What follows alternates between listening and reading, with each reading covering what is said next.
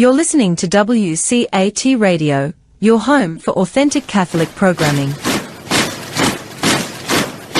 Welcome to The Open Door, a show based on the words in Revelation, "I have left an open door before you, which no one can close." This is WCAT Radio's longest-running show, which opened the door to the radio station in October 2016. It's currently offered by Jim Hanink, Mario Ramos Reyes and friends, and remains open to the love of God in its call to build a culture of life and a just social order through the panel's discussion of the Catholic social teaching principles of solidarity, subsidiarity, and economic democracy. The Open Door also explores nonviolence, distributism, and communitarianism. So join us at the Open Door, where you too can be part of the conversation. Welcome to the Open Door. Jim Hannick here with co-host Mario Ramos Reyes. Today, we'll discuss Thomism and South Africa. Context counts, so we'll also be talking about Catholicism in South Africa. We're very much looking forward to our first virtual visit to this beautiful and fascinating country. Our welcome guest is Professor Callum Scott. He teaches in the Department of Philosophy and, this is a new formulation for us, Practical and Systematic Theology at the University of South Africa. Scott is a permanent deacon in the Archdiocese of Pretoria. Let's, as we always do, begin in prayer.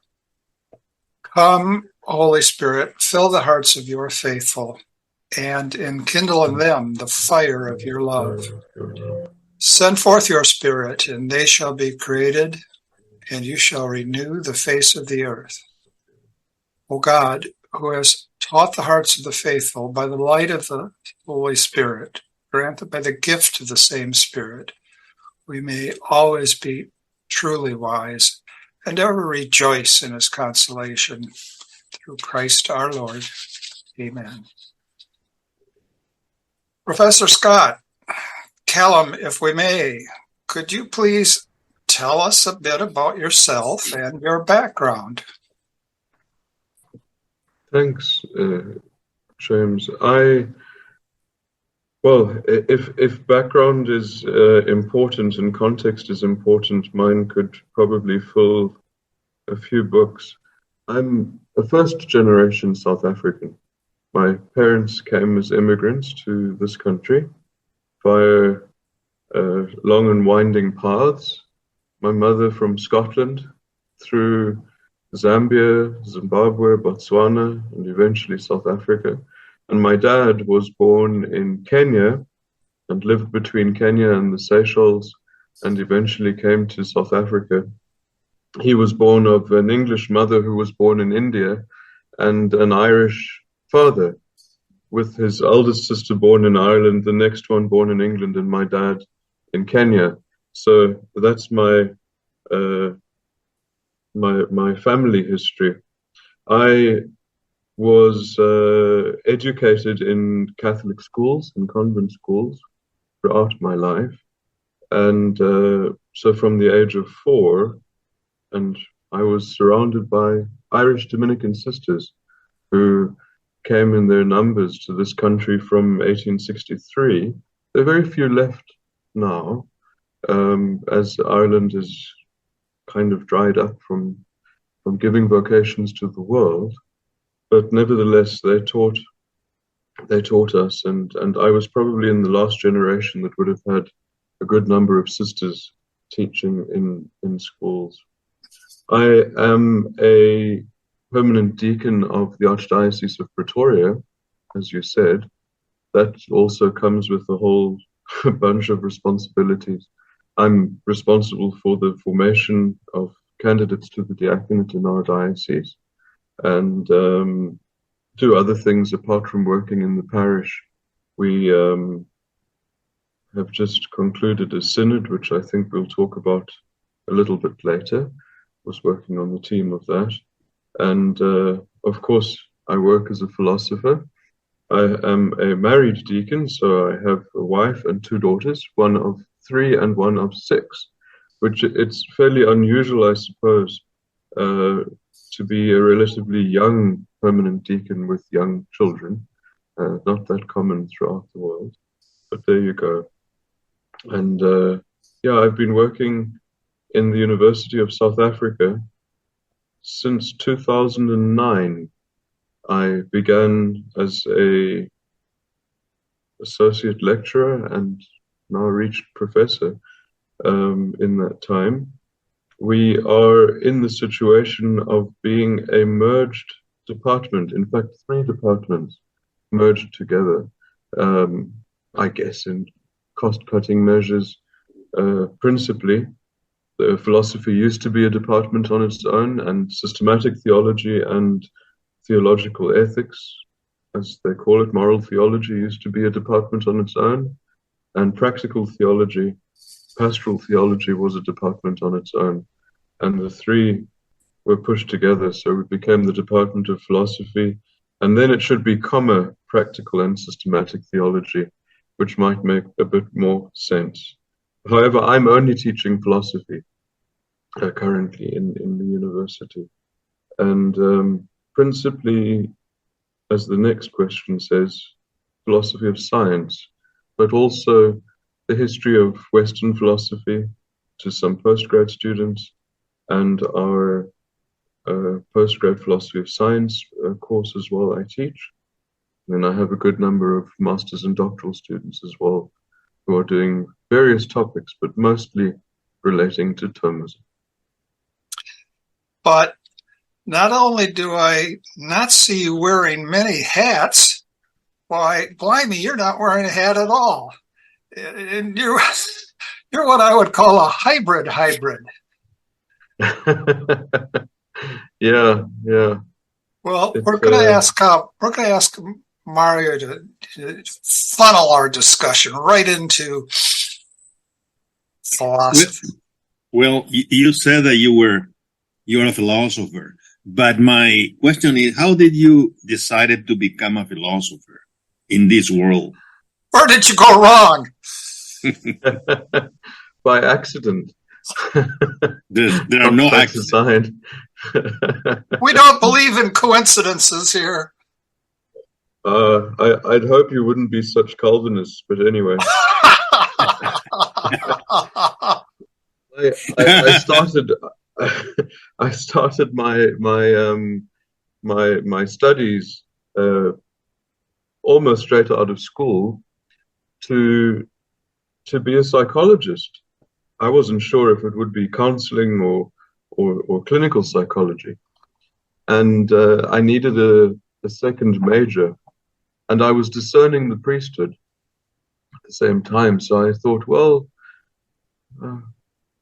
look and see what there was. And in our faculty at the University of Pretoria, where I was studying, theology was a faculty completely on its own, which is virtually owned by the Reformed churches.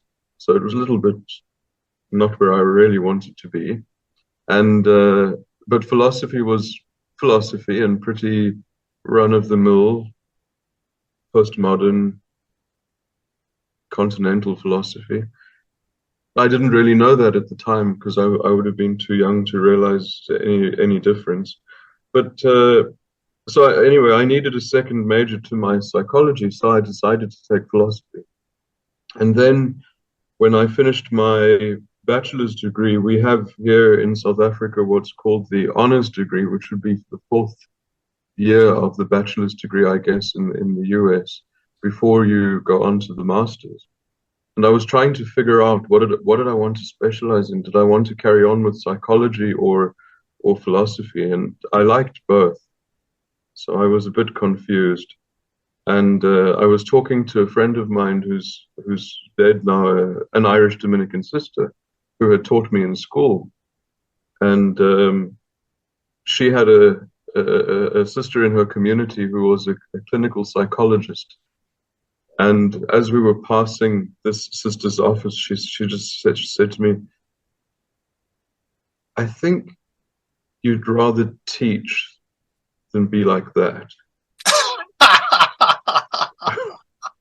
Okay. But she'd known me for a long time, very long time.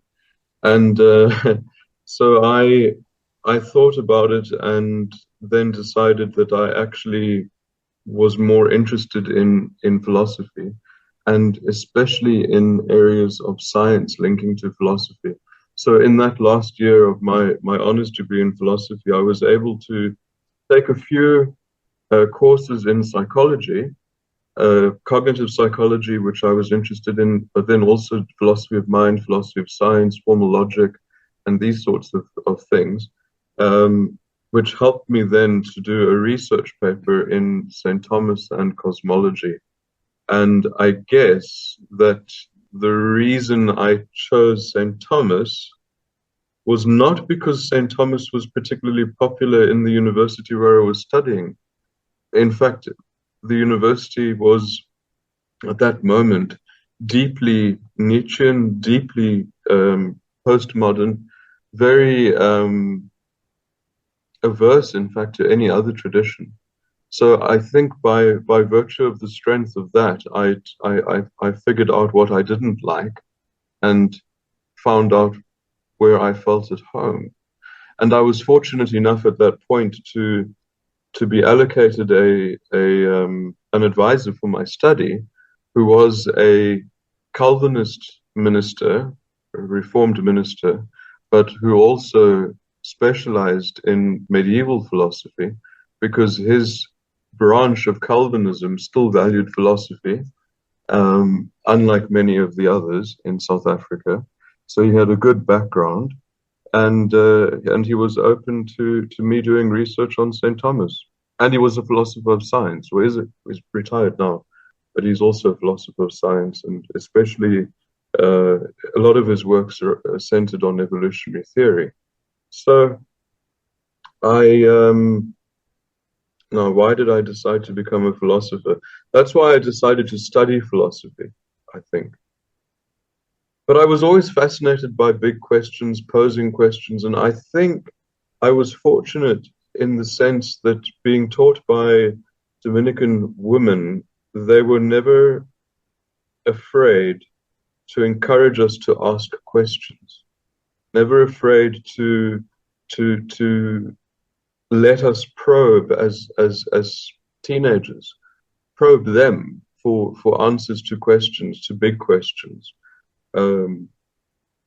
That in my experience, in any event, in secular schools, the politics might be too great for young people to be able to pose questions that might be upsetting, and that certainly wasn't the case for us. So I was interested in that. Eventually, the hybrid story gets a bit more complicated. When I finished my master's degree, I entered the Capuchin Franciscans. So I spent some years as a Capuchin, as a postulant, and at that time, I was also teaching in the National Seminary here in Pretoria. Then I went to the novitiate and eventually discerned art of being a Capuchin after making simple profession. And then I needed a job because the world needs money. I was fortunate at the time that a Capuchin had an NGO that it subsequently closed, which was engaged in interreligious dialogue, and particularly interreligious dialogue with between Christians and Muslims, and using the meeting of St. Francis and the Sultan in Damietta in Egypt as the key. So I worked there for about a year, and eventually there was an advert for a job at the university where I am teaching. And at that point, here in South Africa, to become a lecturer in a university, the minimum qualification would be a master's degree. So I had the master's degree. I had some teaching experience from the seminary, and so I was appointed to a very junior post, to become a philosopher in a secular university, which has been an interesting journey, because throughout that time, I've never shied away from being a Catholic philosopher within that context, What which can be quite tough at times and lonely, but yeah. may I ask a question about that? When you say you never shied away from being a Catholic philosopher in a secular university, what do you mean by that? What do I mean by being a Catholic philosopher in a secular Right. university? Right. Here in Los Angeles, Callum, here in Los Angeles, that would require a bumper sticker on your door saying Rome, rum, and rebellion. Yeah. I think, like in many places around the world, philosophy in secular universities is not necessarily particularly open to faith. There's a degree of hostility, and I didn't really care, I suppose, about that hostility toward faith. Particularly when I started at the University of South Africa, we had quite a number of dyed-in-the-wool atheistic colleagues who would be now retired, but very much hostile to the idea of faith, seeing faith as the easy way out, because you get all the answers, rather than understanding that choosing to be a philosopher with faith makes your life somewhat more complex if you are to both live as a philosopher and, in my case, as a Catholic. Of course, St. Thomas is a great help in that area. There's also the degree of to what extent in a secular institution do you demonstrate faith? Do you speak about it? Whether it's with colleagues or with students. Now, of course, one's not trying to proselytize in a secular institution. I wouldn't go here, for example. Deacons wear the collar. I didn't put the collar on. I wouldn't put the collar on the campus of the university, because it's not a Catholic university. I think there are sensitivities that one has to have and respect for others and for other sensitivities. But as I've grown in the institution from being a junior colleague to being a professor with tenure and so on, I have become, let's say, a bit more confident in asserting what my particular religious beliefs are in a multi-faith but still secular country. So South Africa would be a country very tolerant of faith, for sure. Almost all people would profess some form of faith, and atheism would not be a very popular stance. And from an African perspective, it would be almost an impossible stance to profess that I believe in nothing. It would be completely countercultural. Although there is a rise, I think, as secularism from the West is having more of an influence in society, particularly through social media, television, and so on, the degree of secularism, secularity, and hostility toward faith would be on the rise. But at the same time, there's an interesting increase in Pentecostalism in South Africa. What I figured with this, speaking to a deacon from Brazil, is that we're actually in a fairly similar situation, where many people would be leaving more traditionally established churches and becoming Pentecostals. Part of it, I think, has to do with the gospel of prosperity, the promise in a situation of severe poverty in many cases, because our society is one of great contrasts. But then you ask, okay, so to be a Catholic philosopher in a secular university, maybe the more interesting part of it is not necessarily the type of philosophy that I do, because I suppose for most people that wouldn't be the interesting question. Maybe the interesting part would be how is one a Catholic in a secular university? And I've had people over these years, almost 15 years, come to me and say, what's up with you? What are you? What do you mean, what am I? One becomes difficult to place because the church in this country has worked very hard for unity in a society torn by institutionalized racism that still exists. I myself was fortunate enough to be sent to what was, for all intents and purposes, an illegal school, because the nuns were, in a way, political activists.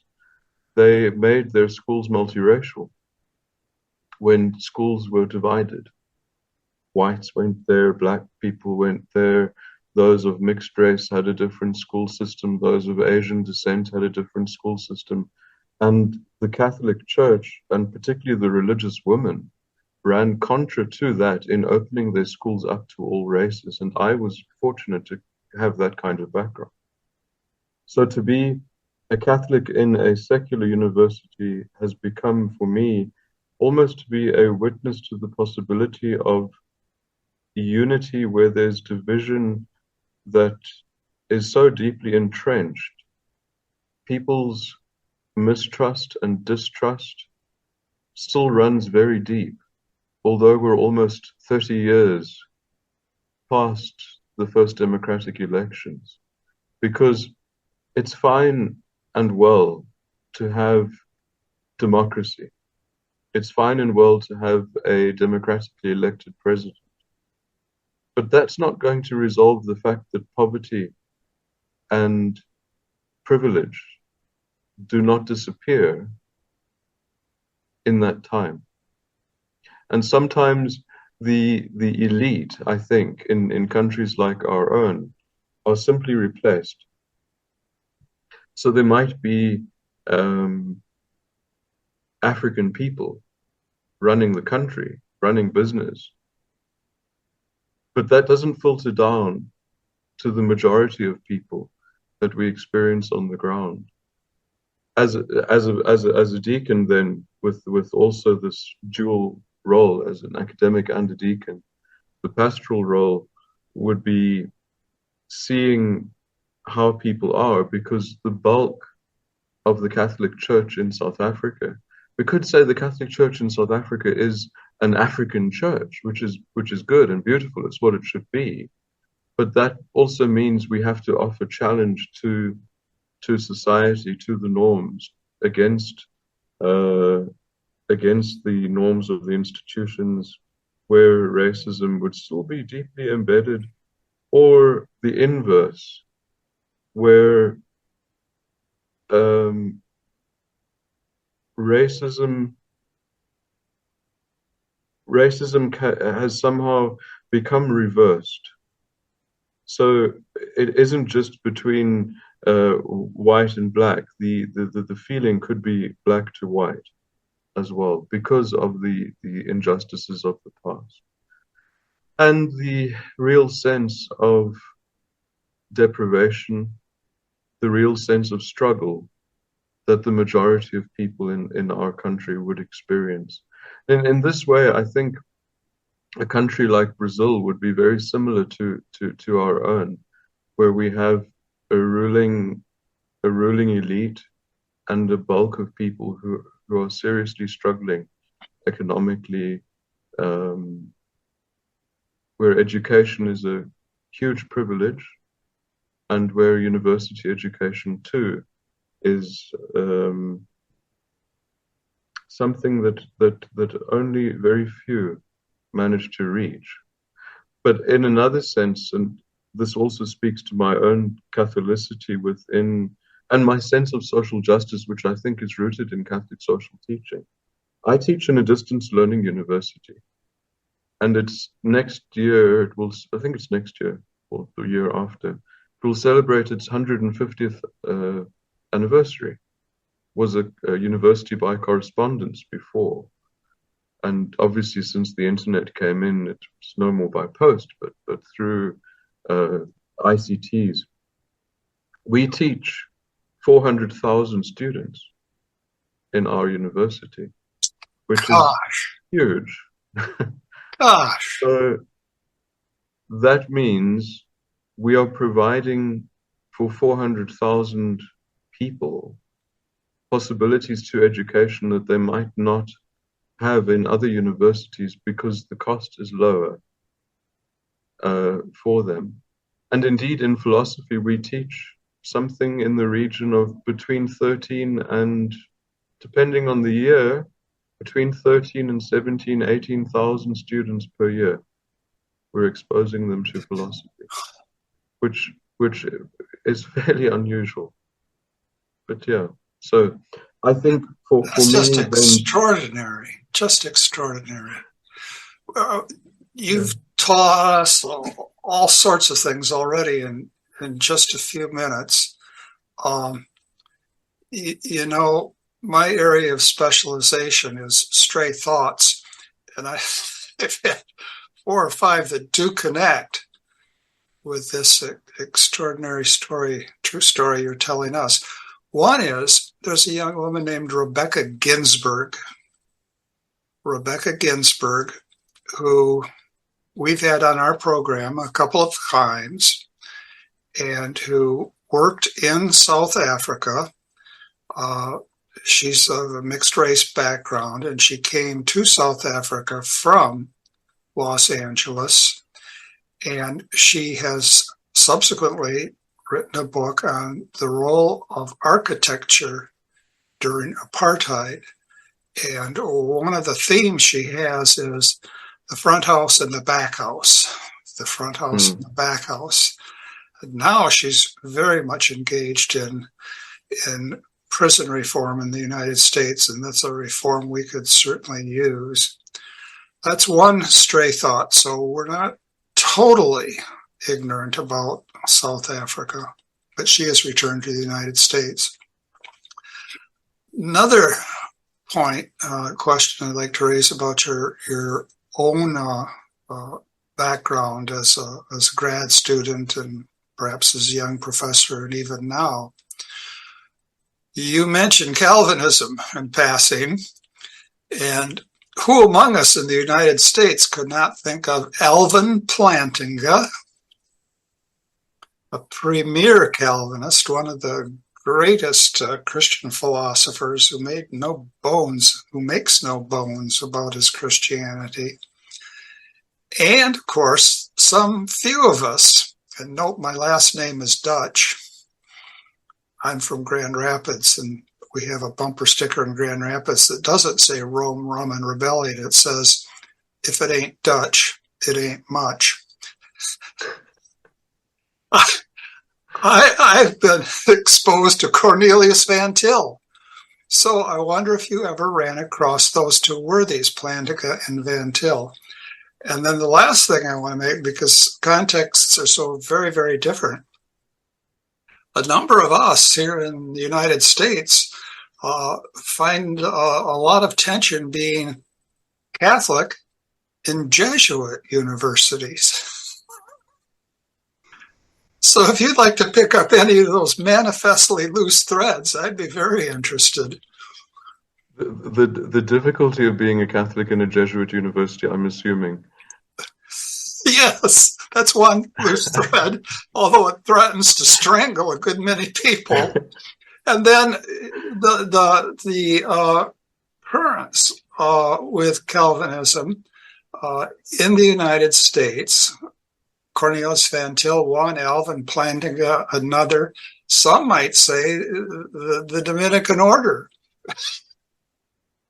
I'm a nonpartisan critic. Someone like Professor Stephen Long, who writes on freedom, has often been charged with being a kind of crypto-Calvinist. And then ignore whatever you choose here. There's plenty to ignore. I'm also interested in why science, why philosophy of science? Maybe that's the easiest question to begin with among these that you've asked. I suppose because when I began my graduate studies, I was in the milieu of Nietzscheans, and you were either a Nietzschean or a Heideggerian. That's what they were. Slim pickings. Very. And I felt at home with neither. I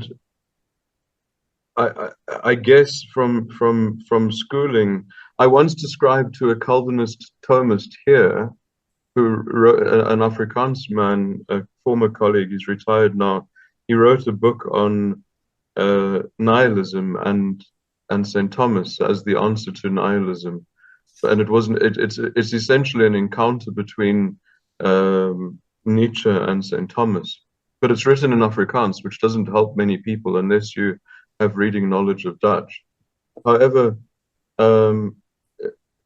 I once said to him, I grew up with St. Thomas as a friend, because being in Dominican convent schools, there were statues of St. Thomas all over the place.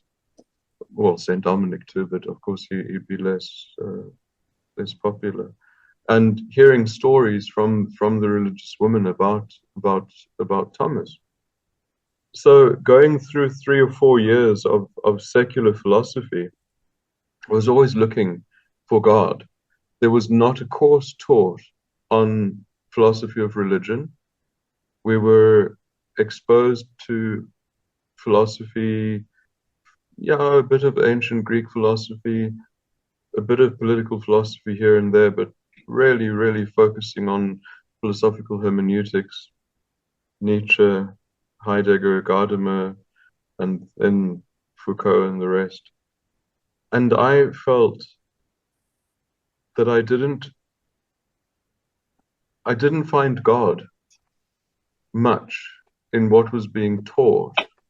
And perhaps because of that, I felt more drawn to philosophy of science.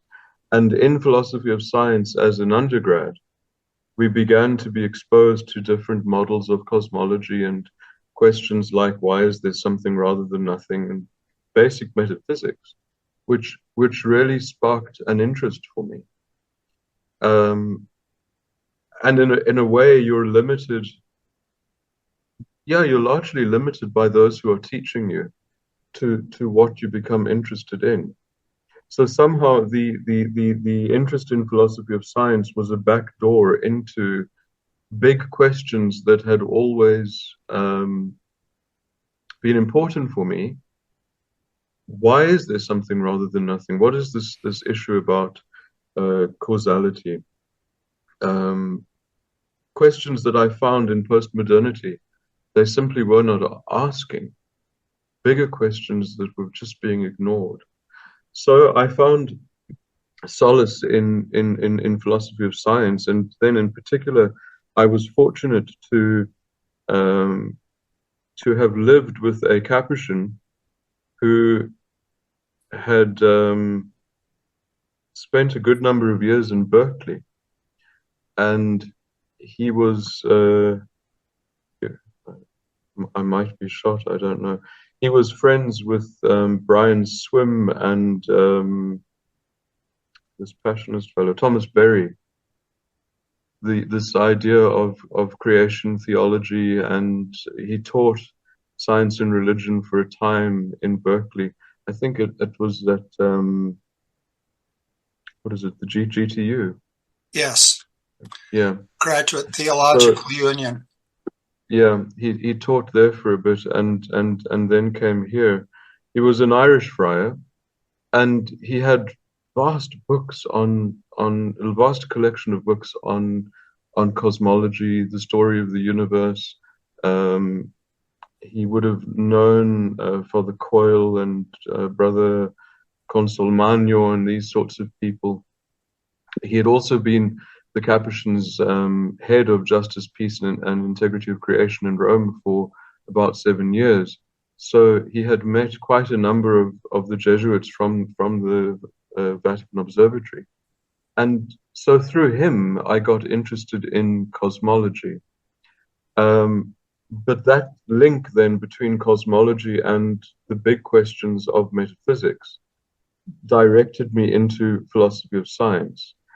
That led me then in my doctoral work to write on the idea of the unity of truth in St. Thomas made manifest in the dialogue between science and faith. And somehow in my doctoral work, these different strands of interest that I had came together in seeing fundamentally that an item of truth can never contradict something else which is true. So where my companions in the university, who were mostly Calvinists, were scared of science, I found that within the church there was not fear of science at all. There was openness to science, and I suspected that it came from St. Thomas's own exposure to science, to traditions that differed from what would have been dominant in his day, and that he had access to the best scholarship of his own time. I found that rather inspiring. So, my doctoral work was developing a Thomist ontological epistemology that would be a way of bringing science and faith together, in particular looking at these boundary questions that are not properly questions of science, but strangely enough, which scientists seemed to be asking a lot more than theologians were. And I had met during the time of my doctoral research, I was in Cambridge for a little bit. I met John Polkinghorne, I met Father George Coyne, I met Father Tanzela Niti from the Holy Cross University, Santa Croce in Rome, and began to see, as I was trying to figure out in my doctoral research what was going to be the contribution of my study. Isn't it the most difficult question for doctoral students is precisely that. And I sat in a conference listening to scientists and theologians, both speaking about the same thing, but flying past each other. They weren't able to speak a common language, and so they were missing each other all the time. And then it came to me, the linchpin was in philosophy. So I had my idea and worked on that. So the two came together. But in my life, I think what's been interesting in that sense is the connection between my academic interest in science, especially at that point, and my faith journey. The two were not two separate journeys. They were happening at the same time and touching each other, which was, I think, a great privilege. Now where I find myself is in something that you mentioned it, or in the set of questions it was mentioned about the Thomist Congress that I attended. I don't know if the Angelicum is a Calvinist university or not. I'll have to ask Father Thomas Joseph the next time I see him. But Pope Francis, when we had our audience with him, spoke off the cuff, and it amazed me quite how clear he was in his understanding of St. Thomas.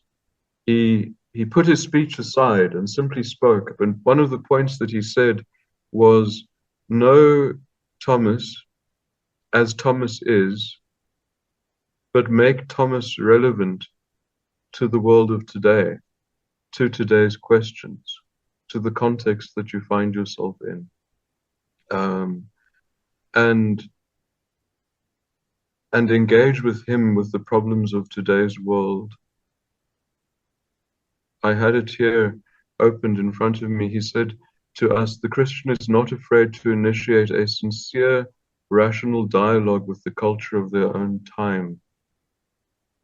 And for me, that spoke very greatly to precisely something which I had been working on, because in South Africa at the moment, the philosophical move is very much towards decoloniality. The attempt, well, maybe not an attempt to rid philosophy of Western thinking, but at least to re-embrace the traditional philosophies of the people. Of course, influenced by Latin America very, very strongly, but not to do what the Latin Americans have been doing. And I found myself a few years ago saying, okay, here I am teaching philosophy in a secular university. I proclaim to be a Thomist. Of what relevance is Thomism to where I am now? So that led me into making an argument, a kind of retrospective argument, that St. Thomas could himself be seen as a decolonial scholar by virtue of the fact that he was open to other traditions. His openness to the Arab world, for example, openness to traditions that the church wasn't too much in favor of in his time. And recently I have been looking at a point of intersection between St. Thomas and African philosophy. Because again, it's about trying to find relevance and trying to see how different traditions might assist and help one another to grow. This is why I was so moved by what the Pope was saying. Look at the context. Here in South Africa, one of the key ideas that forms culture but is at the root of African philosophy in Southern Africa is the idea of Ubuntu. That a person, it comes from an Nguni expression, which is the family of languages that the isiZulu language, isiXhosa, isiNdebele, and Siswati, the language of what was Swaziland, would express. A person is a person through other people. Our humanity depends upon others, and we are formed to be who we are through others. And without others, my existence almost ceases. I began to contemplate this and to think, where would there be, or is there any kind of parallel between St. Thomas and this idea? Because I'm quite interested in the idea that regardless of particular contextual traditions, there are frequent overlaps between world philosophies. People somehow come to similar realizations of what can be valued, what is valued. And I found this link in St. Thomas's idea of mutual indwelling, that you can love the person to such a degree that your being and the being of the other dwell together. It's very similar to the idea of Ubuntu. So that's something that I've been working on recently, when I can, because most of my work is teaching, and the unfortunate part of teaching is marking. The less romantic part of being The thrills never end there. The thrills never end. Now, you've mentioned many things with regard to culture that I know Mario has an intense interest in. Mario, could you bring us forward? Well, you said in passing something that caught my attention about Latin America. I know that has been for years an issue in Latin America, whether or not the continent had a philosophy proper to the continent. And you said that that view or that issue is somehow similar to what is you are dealing with in South Africa. Would you mind elaborating a little bit about that, if you could? Within African philosophy, the question of whether or not there is such a thing as African philosophy was much debated about in earlier decades. I think we are now past that question being asked. It's true that the philosophical tradition within the continent of Africa might not have been written down because the cultures would value orality in a much greater way than cultures of the West would. Story, identity, history is often passed on, and wisdom is often passed on through proverb, through song, and songs and storytelling that's told through generations, from one generation to the next. The question of whether or not such a thing as African philosophy exists would no longer be a question at all. And I think that to a large extent we have to thank Catholics for that. If you think, for example, of the Flemish missionary to Congo, Franciscan Sebastian Tempels. He wrote, not Sebastian Tempels, that was somebody else, Tempels. Anyway, I can't think of his first name now. He wrote a book on what he called Bantu philosophy, very early on in the last century. And it was a kind of ethno-philosophical study using what he observed as a missionary in Congo. But he certainly observed that there was a wisdom tradition in that particular place. Placide Tempels, my apologies, was his name. That same quest continued in the work of Rwandan philosopher, also a Catholic priest, Kagame, Alexis Kagame, who did his doctorate in Louvain, where he was using etymology to prove that there was indeed philosophical discourse happening. Now, some people have accused both Tempels and Kagame of being scholastics in hiding in the methodology that they used to determine and to detect that there is such a thing as African philosophy. I wouldn't necessarily say that, because neither of them would acknowledge that this was their method necessarily. But certainly there was a sensitivity on the part of missionaries, although Kagame was an African, he wasn't a missionary, but certainly there was an attempt to look to see whether there is indeed a philosophical tradition happening. But I think where we are now is in a place that's more open. We can do philosophy that's relevant to Africa, utilizing both the tools that have come from from the Western tradition and linking these to the problems that we find within the African context. This becomes contextual philosophy relative to where we are here. But then again, we shouldn't forget the argument of Black Athena, that the Greeks themselves were influenced by the Egyptians. And this argument seems to me to hold some weight. I have not gone too much into it, but I've read the books and read the arguments and so on.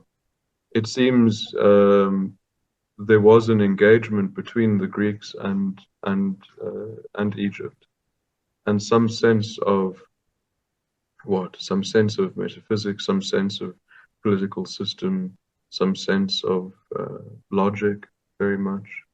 Yeah. So I think we've passed, as I said, we've passed asking the question of whether there is a philosophical tradition. We now accept that there is, but at the same time, I think something that has to be borne in mind in the process of the popularity of these decolonial movements that are, well, I mean, I know it's Latin American in origin, but it's also embraced very strongly in Africa and in the last 5 to 10 years. I think that we need to bear in mind that there's no going back. There's no going back to any idealized form of how people lived in pre-colonial times, because this is where we find ourselves. The ideal, whatever the ideal might have been, has been watered down by people bumping up against each other and culture taking on a form that is what it is at this minute. And here, I think we run not a risk, but we sit in a situation where culture is radically becoming very much westernized, precisely because I said at the very beginning, people's exposure to the world and wanting to be what they see on television or in movies and so on, and even in accents that people would utilize, the way in which words would be spoken. My wife is a high school teacher, and she often complains that these children are speaking like Americans because they copy the accents and particularly African American accents. A word like ask that becomes axe. And people here, young people here, have adopted that now. Well, it'd be all right if they copied Midwestern accents. With Dutch backgrounds. Yes. Well, you know, we're coming disturbingly close to the end, and there are 87 more things to ask. And some of them are central and some of them are not so central. So I'll try to focus on the central ones. You know how teachers like to have a question that begins compare and contrast? How about compare and contrast the church in South Africa and the church in Nigeria? I answered this question without knowing and without having ever been to Nigeria. But there are many Nigerians here in South Africa. So and in California. Many of our parishes have Nigerian priests, many of them. Yeah, we have also that reality. I think what would be fundamentally different would be the strength of the church in Nigeria compared to the strength of the church in South Africa. There would be many more Catholic Nigerians than there would be Catholics in South Africa. They're about 10%, I think, and we are 7, but in total population, I think there's 20 million Catholics in in Nigeria. Oh. They certainly wouldn't have an issue with vocations. Seminaries, for example, would be full. It's anecdotal, but I met in Rome a Nigerian priest who would be in his 50s, and he was doing his second doctorate or something at the Urbaniana, and he said, well, I'm here because I'll only ever get a parish when I'm about 65, because most parishes have 5 curates. So that would be very different to us. Wow. So we struggle with vocations. This doesn't mean that the church is not alive, but our seminaries would not be full. Religious life would not be vibrant as it is in Nigeria. They have many young sisters that they're able to send out. We don't have that. But on the negative side, what I have experienced is Nigerian clerics are naturally extraordinarily clerical and would be very, very much not in favor with the style of church that the Holy Father is calling us to. What happens then is when they come to a country like South Africa, which, although being on the African continent, is strongly influenced by the West, you have people who ask questions within parishes. And so what Father says is not always right. And this can cause huge conflicts in the pastoral setting when there are Nigerian clerics here. I don't think they adapt very well to this context. It is different, very different for them. Also, I think the influence that the Catholic Church in South Africa would have perhaps on politics, or the deference that might be given to bishops in Nigeria, would certainly not be the case here.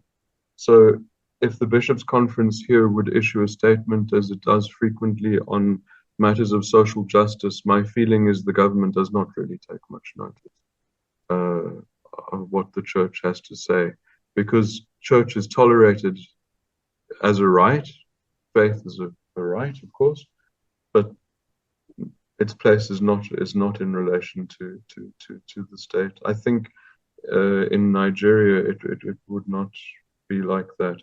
And in other African countries, if for example in the DRC, Congo, the church has massive influence on the state, and bishops especially. They are revered.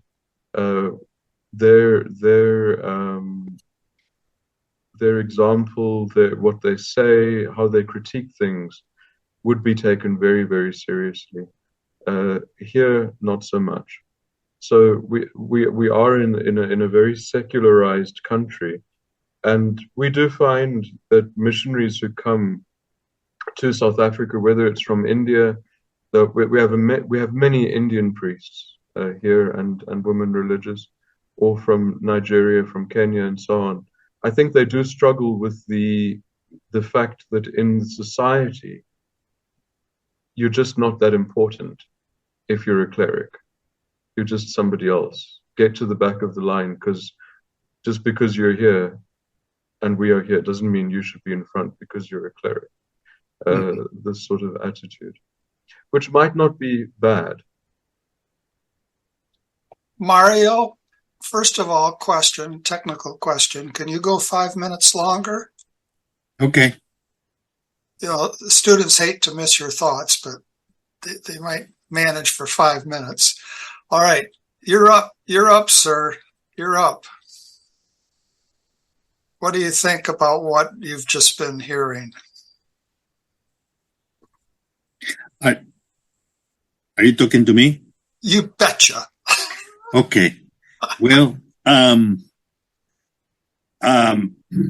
when you were talking about the context and the South African context and African philosophy, in Latin America, there has been a criticism about Thomism. Now, I'm not going to get into what type of Thomism are we talking about here. There were few types, but generally has been accused of being precisely foreign to the context. So much so that the issue of Latin American philosophy, which began in 19th century, was proposed by what we may call today classical liberals. And Thomism was the foreign philosophy was imposed on Latin America by Spain, by the Kingdom of Spain. And the issues dealing with the issue that Thomists deal with are generally abstract issues, not political issues. They were generally against what we call liberal democracy. They were pretty much in favor of an idea of the old Christendom and all that. And so when the Pope says, I think correctly, when we have to deal with the issue of today, we have to answer. I think he was right on target. Now, that hasn't been the tradition of Thomism, generally speaking. What would you say about that? It's something I found. Sorry, Mario. No, it's okay. It's something I found to be interesting when I was at the Thomist Congress at the Angelicum recently. There was very few papers presented that dealt with real issues, with real things that affect people's lives, or even with contemporary problems. I found it to be very heavily, in a sense, almost exegetical Thomism, or something like that, which I found, and I was sharing with some other people from Africa who were there, that I found this very very odd, because it was so disconnected from any reality that I think would impact people's lives, whether it's in a pastoral context or in an academic context here. It's for that reason that I have been trying in the last number of years to work specifically at looking at issues where St. Thomas can speak to current problems, current situations, or current contexts. That task has taken various forms, but I think the same critique has been seen by many people in Africa. Of course, for the most part, I think here Thomism has been taught properly or more fully in the seminary situation, rather than in the world of secular universities, where Thomas is mentioned in an introductory course to the history of Western philosophy in passing as a figure to look at, and he happened to be important in the 13th century, and that's it. Of course, in the seminaries it would have been a bit more recognized, but my understanding is that the two were taught in parallel to each other, but very seldom touching. You had to know Thomas because you need to know the mind of the church, but then, for instance, here in the 80s, as the church was very much standing in opposition to apartheid, the seminaries would have begun teaching African philosophy, which wasn't being taught in the state universities. There would have been some priests who would have been experts in African philosophy, some former seminarians. A colleague of mine, Professor Ramos, went to study in Belgium at Louvain and taught African philosophy strongly. It's interesting, however, in the sense that quite a number of the African philosophers are or were practicing Catholics who would have understood well St. Thomas. And when you listen in between the lines, you begin to see, St. Thomas is there, St. Thomas is there, St. Thomas is there, in the way that they express themselves or the way that they view the world. And that I don't think could be said of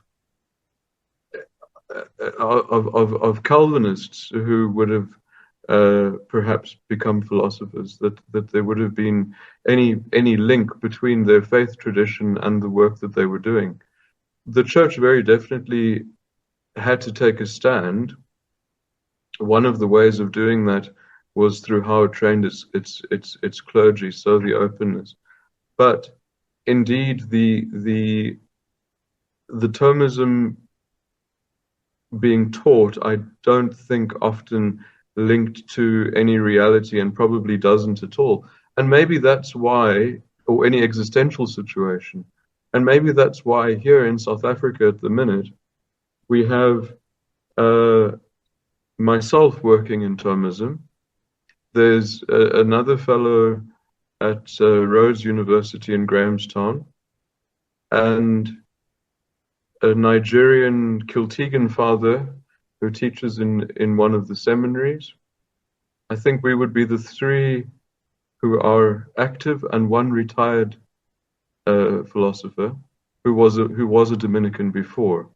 But interestingly enough, there was another former Dominican called Augustin Shute, who wrote a book on African philosophy in the 90s, which was a very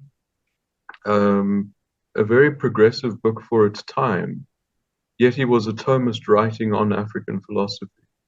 So I think if we are to be true to St. Thomas and to St. Thomas's openness, in being open as he was to Jewish philosophers, to Muslim philosophers in his own day, and then applying that to the particular tradition and context that he found himself in, we probably should be doing the same. And that means less of an exegetical kind of Thomism and more of a Thomism that links to the actual realities that people are experiencing.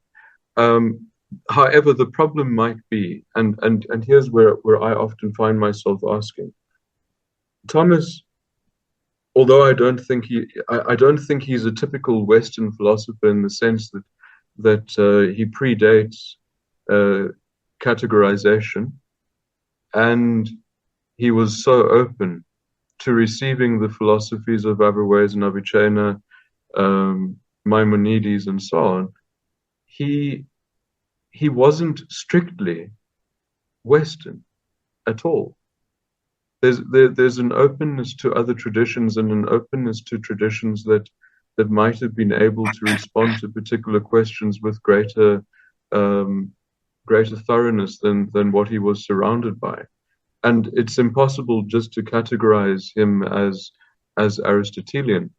In fact, at the Thomistic Congress, Rudy Tefelde upset quite a number of Dominicans by arguing that St. Thomas could be seen as a Platonist.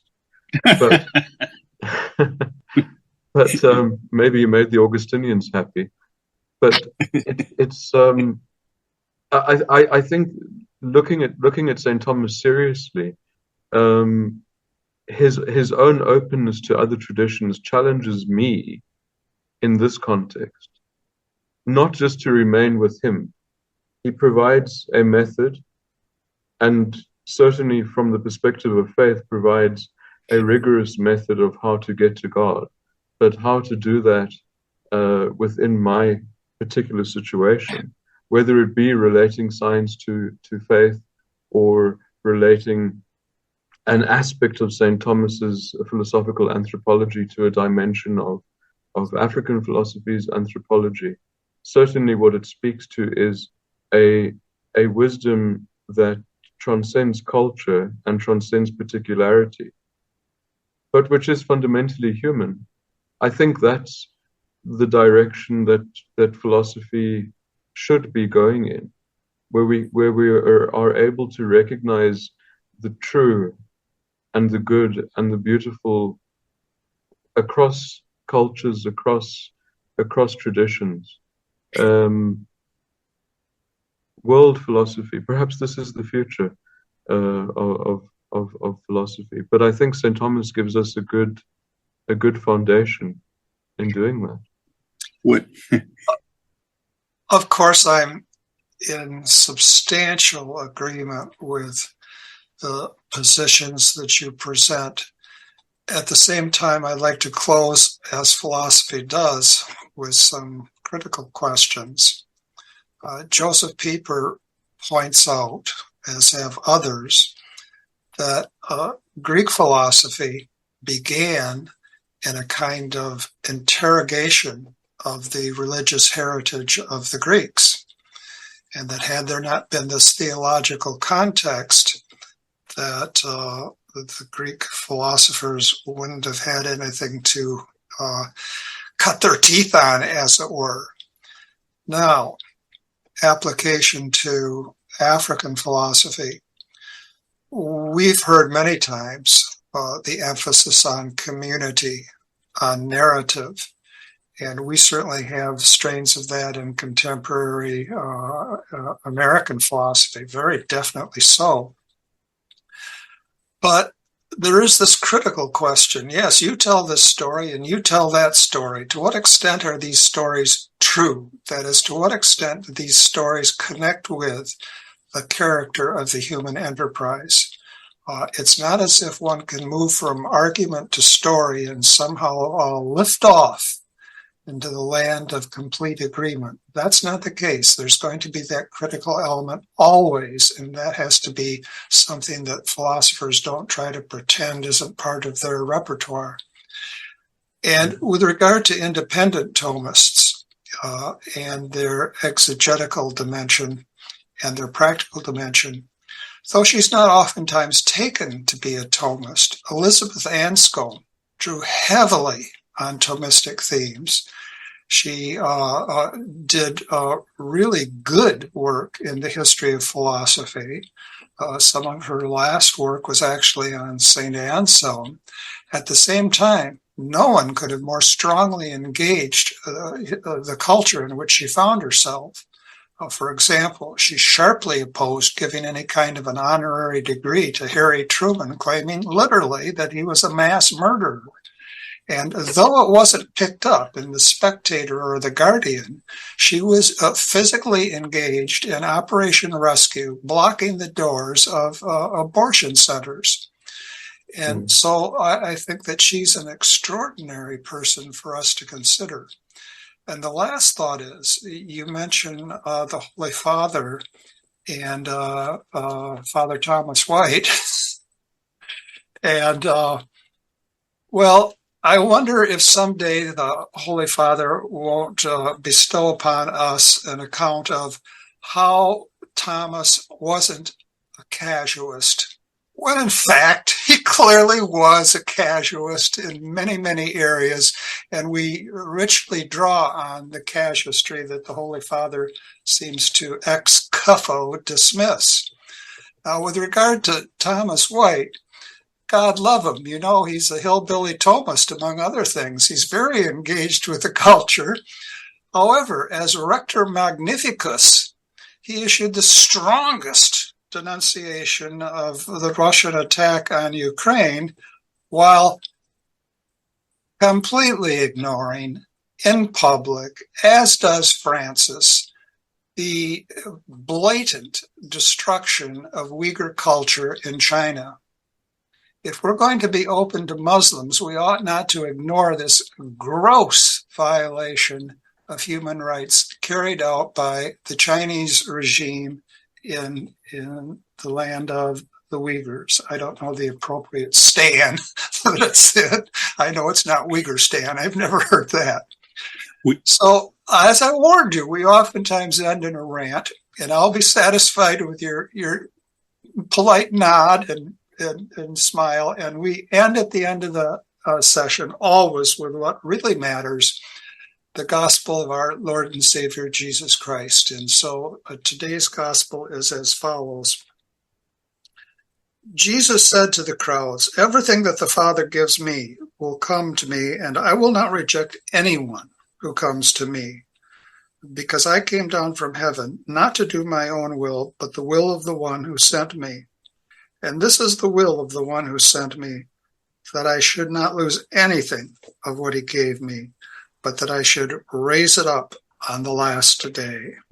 For this is the will of my Father, that everyone who sees the Son and believes in him may have eternal life, and I shall raise him up on the last day." Come, Lord Jesus, come.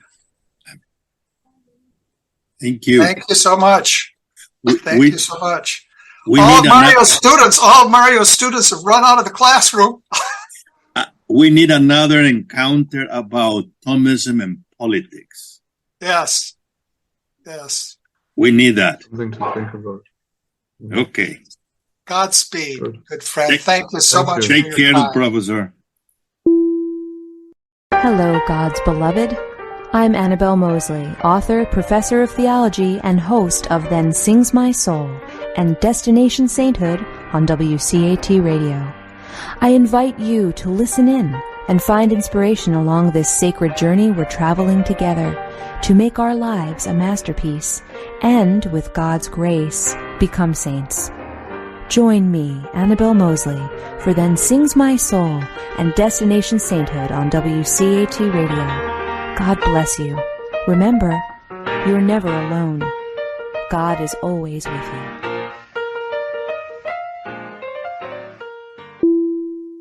Thank you for listening to a production of WCAT Radio. Please join us in our mission of evangelization.